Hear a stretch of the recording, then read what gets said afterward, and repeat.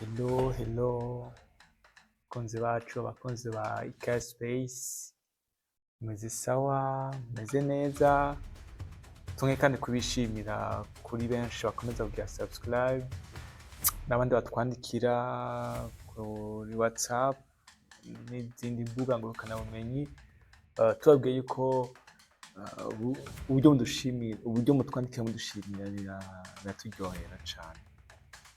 Iyi ni Space kuri bashasha, abatayimenyereye, abatayizi canke bashasha bamaze kubona ibiganiro badatahura ivyo arivyo. Iyi ni platform canke iyi novuga ni ahantu heza cane ho gushobora kwisanga, aho kumviriza ibiganiro bitandukanye bivuga kuri business, bivuga kuri entrepreneuria, bivuga kuri digital marketing, ahanini kandi bishimikira cane kugwaruka uburyo twovyaza umusaruro izi mbuga zacu, twovyaza umusaruro ibikorwa dukora duhereye ku mutahe muto cane. Ego, hanyuma uyu munsi tuzakuvugana gute rero? Uyu munsi tuzakuvugana ukuntu urwaruka rukwiye kwiteza imbere. Ni gute urwaruka rukwiye kwiteza imbere? Niyo title canke titre y'uno munsi yacu. Rero ndabashimira cane kuri benshi mukomeza gukanda subscribe, n'abayikanze mu vyonde kuri ako kazogera kari munsi ngaha aha yakazogera, klikeko. Novuga urwaruka rufise kazoza rero, novuga gute? Ni urwaruka novuga rukwiye kwiteza imbere. Mvuze kwiteza imbere novuga gusa benshi mu rwaruka tuko turavuga iyi nkuru ntabwo benshi bazi aho botangurira. Nico kibazo urwaruka kenshi rukunda kugira, nuko kenshi iyo hageze kwiteza imbere umengo bariko turavuga ibintu bigoye cane, tuko turavuga ibintu novuga biri deep vy'indani cane. Ariko nimba uri umusore canke nimba uri inkumi ushaka kwiteza imbere, ikiganiro ntugicikwe kabisa. Rero muri ino video twaza kuvuga ibintu vyinshi cane, twaza kuvuga ibijanye n'igisobanuro co kwiyungunganya canke kwiteza imbere, twaza kuvuga uburyo butanu bwo kwiteza imbere, twaza kuvuga amajambo akomakomeye yavuzwe n'abantu benshi nka Elon Musk, nka Mark canke Oprah. Twaza kuvuga n'inama ngenderwako zo kugira ku ndoto yawe. Rero ntucikwe n'ikiganiro, ndetse mwico ca nyuma c'ikiganiro twaza kuvuga ibintu bikomeye vyotuma utsinda mu buzima bwawe. Rero ntiwibagire subscribe canke uze kutubaza ibibazo, ariko ikibazo uza kubaza ukivuge ku buryo twaza kukwishura muri commentaire. Rero novuga yuko ni umwanya mwiza, ikiganiro ciza ukwiye kuza kumviriza. Umwanya tuza kumarana nimba iminota 10, 15 canke 20, umwanya tuza kumarana nibaza yuko tuza kuwukoresha kandi nawe uza kukugirira ikimazi. Rero ikintu novuga muri iki kiganiro tuvuga n'ijambo rimwe, igisobanuro co kwiyungunganya. Ese kwiyungunganya ni iki? Kwiyungunganya ni iki? Kuko hari igihe twese tuvuga ngo urwaruka ngo dukiye kwiyungunganya, dukiye kwiteza imbere. Uwo muntu kurabwira ntavyo yumva, ntavyo abona. Ntabona ko kwiyungunganya uko ariko, ntabona ko kwiteza imbere uko ariko, ntabona iyo biva, ntabona iyo bija, nta kintu na kimwe abona. Rero novuga yuko kwiyungunganya ni gushira imbere iterambere ryawe, haba mu bijanye n'ubutunzi, ubwenge canke ibikorwa. Sinzi ko bigitahuye. Ni ugushira imbere iterambere ryawe, haba mu bijanye n'ubutunzi, ubwenge canke ibikorwa. Kandi kwiteza imbere bisaba ibintu bitatu gusa canke bine, katuvuge bitatu. Ni umwete. Aho kana mugasuriye mu vyandika ahantu, birasaba umwete. Tuvuze umwete, wumva umwete yuko ibintu tuko turakora, nimba ushaka kuba mu entrepreneuria, ntiwiyumve ko uzobironka uryamye, ntiwiyumve ko uzobironka usinziriye, ntiwiyumve ko bizogusanga aho uri. Icambere n'umwete. Umwete nico kintu ca mbere. Ikindi ca kabiri, kwihangana. Tuvuze kwihangana, kwihangana ushobora kubitanga uno munsi. Uyu munsi two turavuga nyene uno munsi wonye iyi video ukafata ikinga nteringa niyumve nyene ukorora inkoko nyene niyumve nyene udaraza amagi nyene niyumve nyene no kwiteza imbere muri ibi na biriya, ugasanga wowe uri kurabira ku bandi. Nivyo kandi si kosa kurabira ku bandi, muga ko kurabira ku bandi ugasanga bo barafise intambwe canke barafise iyo bavuye,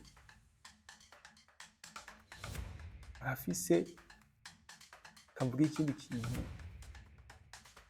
intambuko baciyemo, hari ibihe byabatwaye, hari amezi menshi byafashe, hari iminsi myinshi byafashe, hari umwaka, hari imyaka. Iyo ikintu cyitwa perseverance, kwihangana, kirakomeye cyane muri entrepreneur. Ntuze wiyumve ko uzoshobora gutera imbere mu gihe udafise kwihangana. Twavuze umwete, twavuze kwihangana. Cyanyuma muri ibi ndiko ndavuga imigambi ifadika. Si imigambi iyo yose woshobora kuzana nk'umu entrepreneur ngo itere imbere. Nukuri kuko hari imigambi ushobora kuzana ugasanga imigambi yataye igihe, cyangwa ugasanga imigambi kurazana ntaco izofasha umuntu, ntaco izofasha le personne. Ni vyiza kwiyumvira umugambi uza gufasha abantu, abanyagihugu, abenegihugu canke abo mu kibano. Mu gihe umugambi wozana utoshobora gufasha abo mu kibano, urumva ko uwo mugambi ataco wumaze, kataco womara, kataco wogufasha nawe ubwawe canke wofasha abantu. Ni kwiyumvira umugambi uzana ufadika, ukabuza umwete, ukwihangana ndetse n'umugambi ufadika. Rero dufate nk'akarorero, ndabaha akarorero k'umuntu umwe nka Jack Ma yari afise ibibazo bikomeye cyane, ariko yari amaze imyaka myinshi akorera mu ndoto yiyumvira ati iki kintu cuma nkakigerako. None ubu ni umwe mu batunzi bakomeye ku isi kubera yafashe indoto ze, yumva ko hari ico zofasha ku bantu, arazidevelopa, arazikuramwo, arazishira ahagaragara.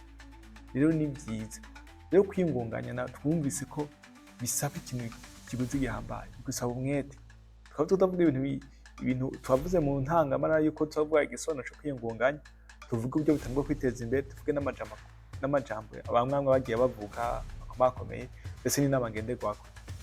Mu buri kwiyungunganya twavuze rero ko ikintu ca mbere gikenewe ni umwete, ni kwihangana, n'imigambi ifadika. Ni ivyo bitatu bikenewe cyane. None inzira zitanu zo kwiteza imbere ni izahe rero? Inzira zitanu zo kwiteza imbere ni izahe? Tuvuge inzira ya mbere, ibintu vyandika ahantu, ufise agafata umwanya ndabarindire, ufise agakaye yandike, ufise agapapuro atora ahantu yandike, ufise aka notebook agatora yandike. Reka ndabahe 10 secondes yo kubitora kugira tuvugane inzira zitanu zo kwiteza imbere.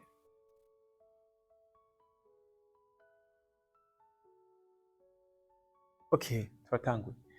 Inzira ya mbere yo kwiteza imbere rero ni kwigira ku bandi no kwigira ku bintu bishasha. Ubu ino si turimo isi iriko iraba develope cyane, si ya technology. Rero utiza kwiyumvira iyo novuga iyo nzira canke iyo ide canke iyo opportunity giruzane ku bantu canke ico gikorwa uzane ku bantu ari gishasha. Nami ndababwira nti bashobora kuzana ikintu ugasanga ico kintu si gishasha, ugasanga ico kintu cavuye kugiye, ugasanga ico kigiye kumarira abantu. Nshuti yanjye, iyo business irahomba. Tangura kugira ku bantu ndetse no kwigira ku bintu, no kwigira ku bintu bishasha. Rero muri ivyo bintu uvuga ati mbega kwigira ku bandi canke kuronka nk'inoze n'ibintu bishasha, je no bigenza gute? Ushobora gusoma ibitabo uvuga ati nimba ashaka kuba umu entrepreneur muri domaine ya élevage, agriculture élevage, hari ibitabo bijanye no kurima no korora, birahari. Nimba bashaka kwiga ngene barorora ingurube, nimba igitabo kijanye no korora inkoko, korora inkwavu n'ibindi birahari. Hanyuma hari n'ubundi buryo bwo kwiga kumenya kuri YouTube, hari n'ubundi buryo bwo gukurikirana abantu bagiye babikora cyangwa abantu bateye imbere mugabo bakorera iyo muri iyo domaine urimo. Simvuze gusa kukorora inkoko kuko hari n'ibindi bindi. Nka Mark Zuckerberg ndabakarorera ibyo navuga umwe wese byagiye akora mu bantu bagiye batera imbere. Nka Mark Zuckerberg yakoze program, murazi ko Facebook, WhatsApp, 3D, Meta na byose bikorwa muri Meta.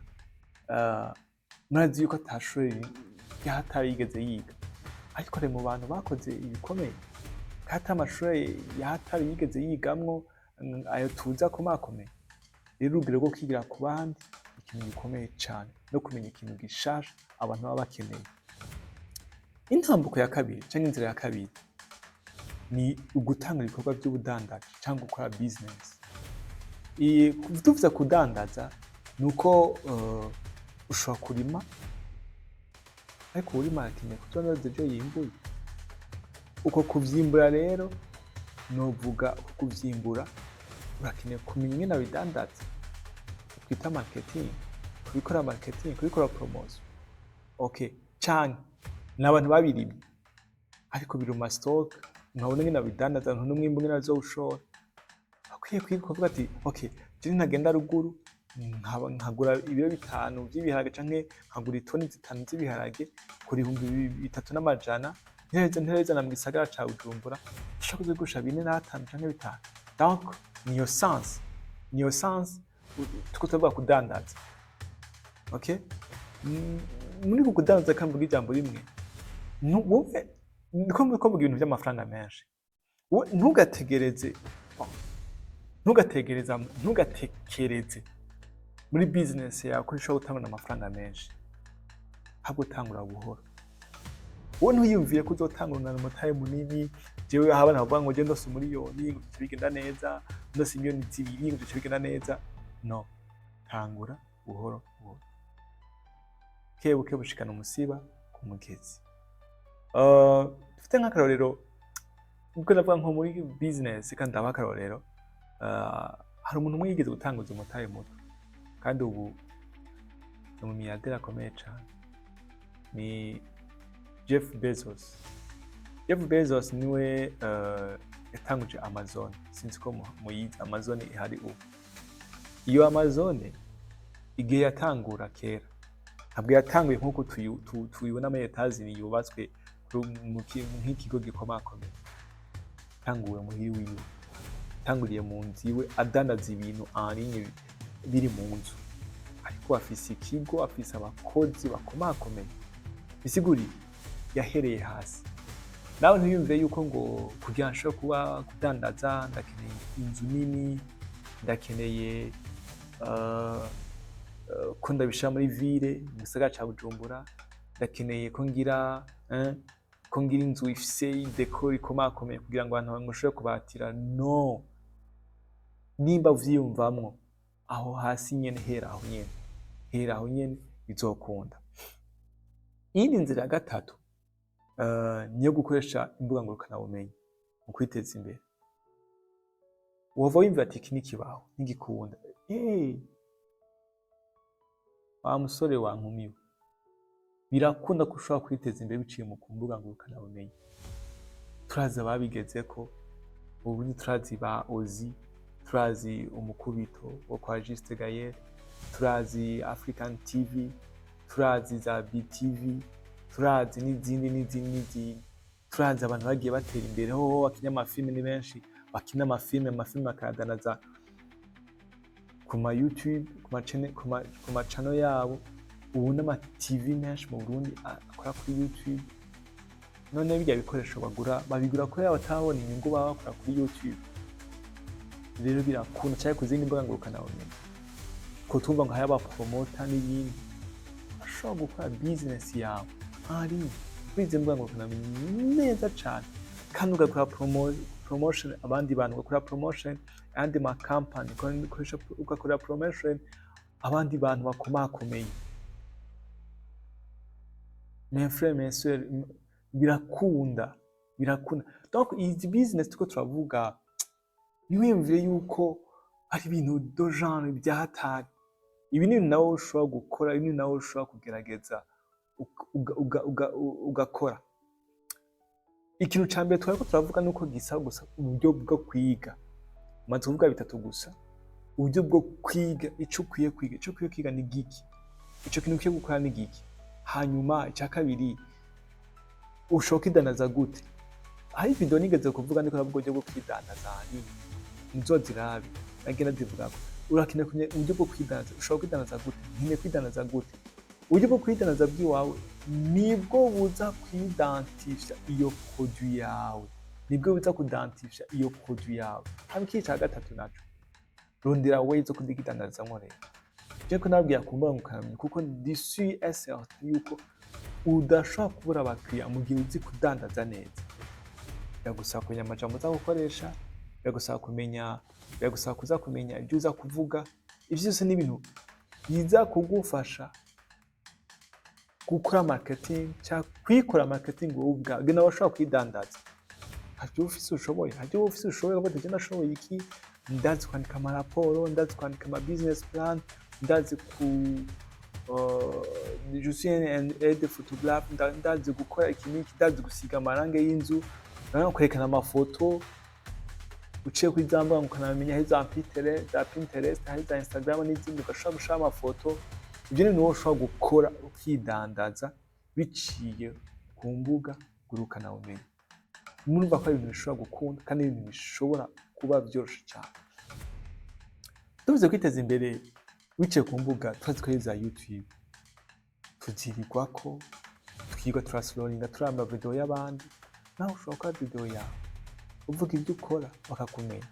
Ushobora kuba ati jenga nabe kingene bashobora kwambara impuzu, ukicara ukatwereka ingene wambara impuzu neza cyangwa impuzu zishobora kuba zijana. Nigeze kuraba video imwe sinuko uwo muntu yari afise YouTube channel yiwe yerekana ingene bafunga ibitambara mu mutwe. Ibaze nk'iyo umuntu nawe muna supporting akavuga ati okay, jewe ndi muri mode ya fashion, ijya video ntuzezi wawe zirangyohera, shaka kuzoza uriyereka abantu ukoresheje izi mpuzu zanje. Hama abo bantu bakamwandikira ati izo mpuzu wari wambaye ni nziza, nozigurirahe, akazira abadresa kuri wa muntu. Iyi mpuzu we yakoresheje ni impuzu ziri ngaho aza kuza yabonye ya mpuzu nyene. Aho kizo mpuzu nyene dafise ahantu ziri. Umva ko ari ibintu biba byoroshe cyane kwidandaza biciye ku mbuga ngurukana bumenyi. Urwaruka rwinshi ruriko rurabikoramo amafaranga biciye mu kwipromotinga ubwabo nyene cyangwa promotinga abandi. Hanyuma muri izo nzira nako ndavuga akamvuga inzira ya kane, ni inzira yijanye n'ibintu navuga gushira ibintu mu ngiro. Sinzi ko mubona iyo umwaka utanguye abantu benshi bafata decision, bafata ingingo, akavuga ngo jewe ngo umwaka ngo wahera, watangura abambe ngo wakora iki, nziyumvira iki, nzogirane. Ugasanga nta amafaranga yifuza yarose mbe aho ugasanga yari. Ikintu cyane gikenewe cyane ni gufata ibyo bintu byawe uri kuriyumvira muri wewe ukabishira mu ngiro. Nico kintu cyonyine gikenewe. Fata ibyo bintu kwiyumvira wumva ko wokora, bishire mu ngiro. Novuga ni gukoresha igihe cyawe, kuko mu mitahe turafise n'umwanya. Burya umwanya nico kintu ca mbere gikenewe cyane. Umwanya nico kintu ca mbere gikenewe cyane. Umwanya ukoresha, umwanya wawe umara uri mu biki. Ibyo nyine wiyumvira ko utokora bikora muri uwo mwanya nyene. Kandi igihe cyawe ni iki nyene. Ntiwiyumvire ko hari ikindi gihe kindi kizosubira kuza ngo muco kubikora. Igihe cyawe ni iki nyene cyo gukora, cyo gutanga gukora business yawe. Tumaje niba umusore umaze kugera ku myaka 24, 25, 23, ni imyaka yo gukora, ni imyaka yo kwiyumvira. Ubwo imyaka izoza ni imyaka yo kwiyumvira, yo kunovuga, yo kuzana umusaruro w'ibyo wimbuye. Si umwaka wo kurima. Imyaka yo kurima ni nyene, imyaka yo kurima ni nyene, imyaka ubwo dufise nyene. Wowe ufise jewe mfise 23, 24, 25, ni imyaka yo kurima. Ikindi imyaka ni yo kwimbura. Rero ivyimviro byawe bishira mu ngiro. abantu benshi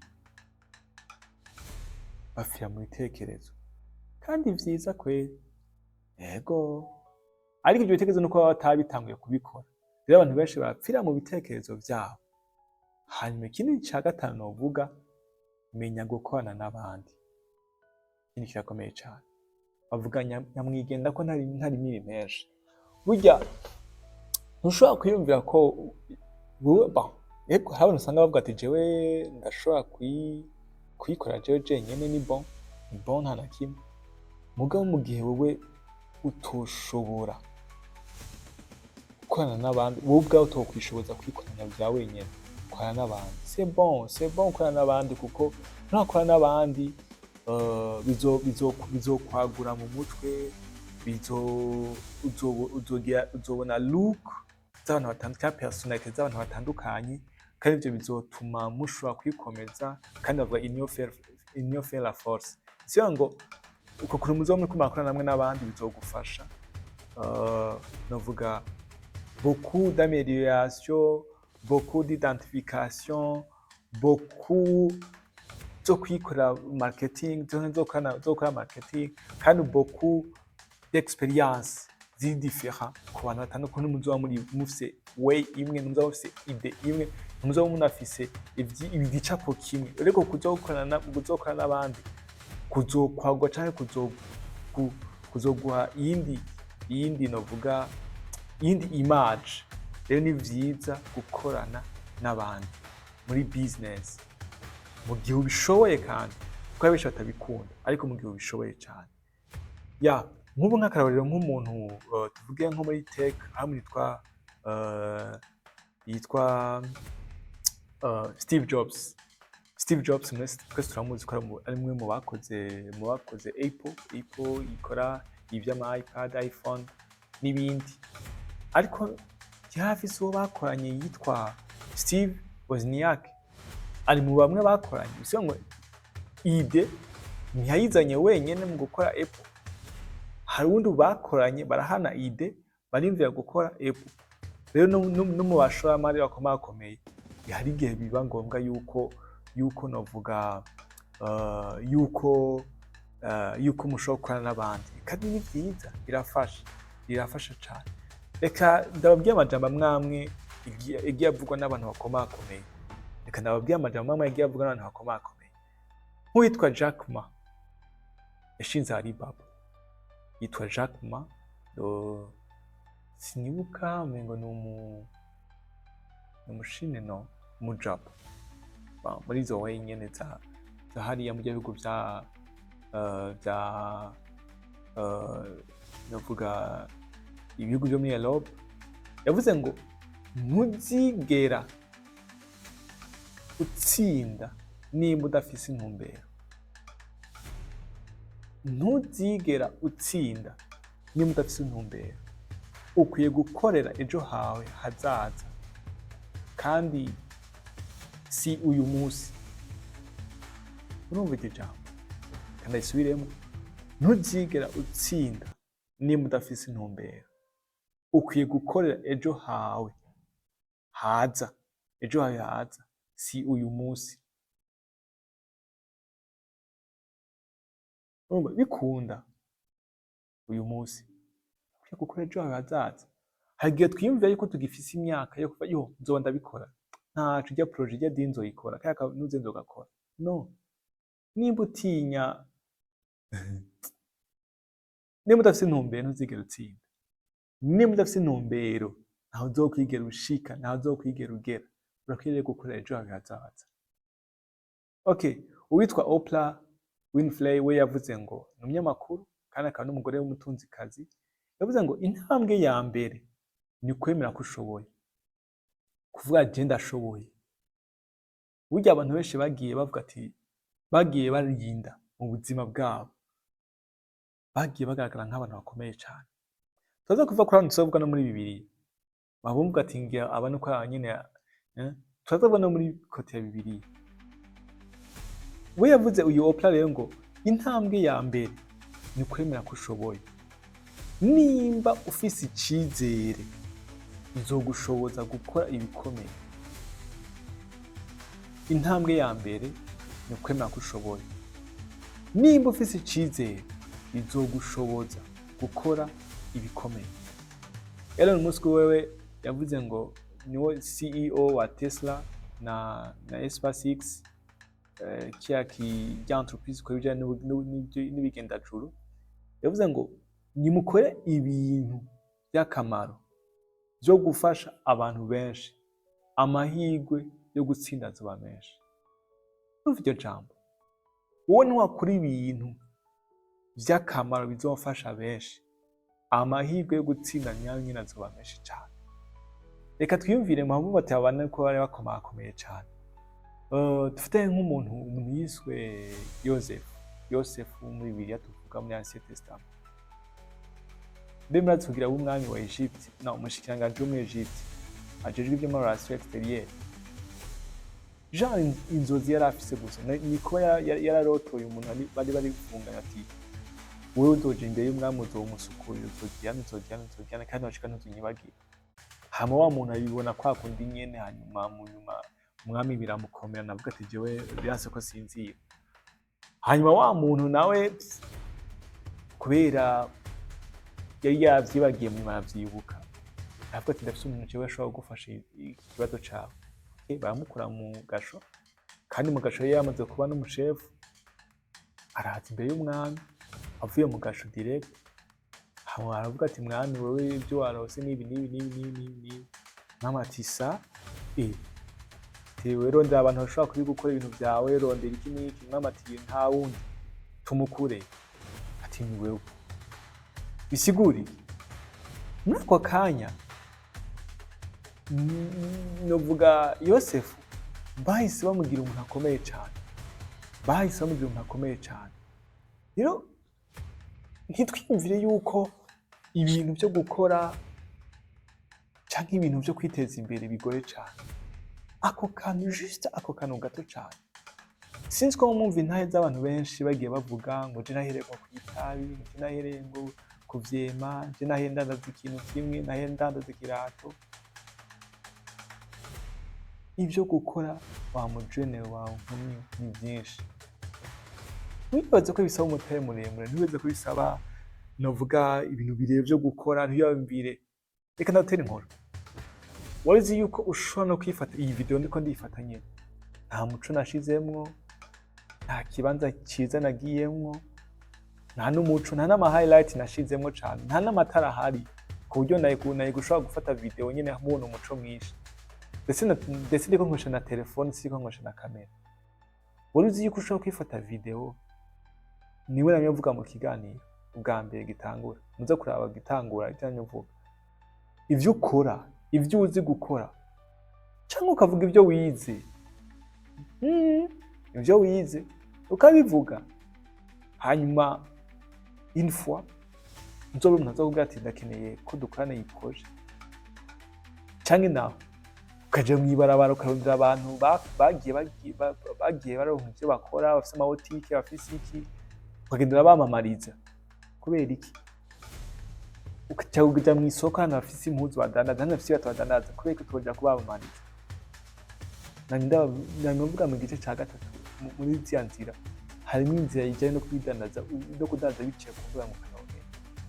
Rero ntukwiye gutinya ikintu na kimwe, ntukwiye kugira ubwoba, ntukwiye kwiyumvira umutahe. Mbe umutahe uzovahe? Uwo muto nyene hariho za payeje murabizi zaraje kugira cyo gufasha urwaruka. Twavuze ikintu cyanyuma ati igihe muzoja hamwe bizobafasha gusumba. Rero nimwaja hamwe ntuzobura umugambi mushobora kudevelopa n'abagenzi bawe. Ashaka ko musengana, ashaka ko mwiganye, ashaka ko mugendana, ashaka ko ari wo mwahuye biciye ku mbuga nkoranyambaga. Ntabyo nzi, ashaka ko ari groupe mwahuriyemo nyene y'abajene. Ushaka kwitura payeje, mushaka kwitura bije, mushaka kwitura BDF nimba muri abakenyezi cyangwa abakobwa. Hari n'izindi novuga izindi novuga entreprise zishobora kubafasha muri coaching, mukiga ibijanye no kwiteza imbere. Mwebwe nyene mwifuza kwigamwa, nimba ari domaine yo korora, nimba ari domaine yo kurima, ruguru hari imirimo izimbutse yo gushobora gukota mukiga mukaja kurimayo. Basha reka mvuge ikintu kimwe, kwiteza imbere w'umujene birakunda kuko aya mamega tugura tuyagura amafaranga. Ndazi kuko niba uriko urandaba waguze amamega, utaguze amamega uri kuri wifi, ariko iyo wifi uriko urakoresha yarishwa amafaranga. Aya mamega uriko urarabirako namwe ya 13000 cyangwa guza y'igihumbi yo ku munsi, ubigurije ku kwezi n'amafaranga menshi cyane. Nimba ushaka witeza imbere, jya kuri YouTube, hari ama video menshi wo kwiga, hari ama tutoriel woshobora kwiga ukaraba. Nimba uri mu bya informatique, hari ama tutoriel avuga ibya informatique ushobora kwiga. Birakunda. Kandi reka mvuge ikintu kimwe, beti turashobora kuba nibwiye wiga muri kaminuza cyangwa yiga secondaire, hari ama section cyangwa ama faculty wagiyemo kubera abagenzi bawe, ariko Jicho no Rwanda coco nuko ico wumva kiri muri wewe kiba ico kurikirana, kibe arico kwigana, kandi birakunda, kandi biroroshe, biranakunda kandi biranakunda. Rero ntutangwe n'indi biganiro ahanje garukije ngaha, ntutangwe n'indi biganiro tuzashikiza kuri ka space. Twakuvuga kujya no Urwaruka cyane, nimba Urwaruka iyi niyo video yawe, n'akanya keza ko kwiyumva canke ko kwiyumva wisanzuye mu kumva ibiganiro. Ikintu kuvuga nuko ushobora kutubaza ibibazo biciye muri commentaire canke mukatwandikira biciye muri WhatsApp, twamuduswa nimero muri description, ugashobora kutwandikira, birakunda, twashobora kubishura. Murakoze cyane.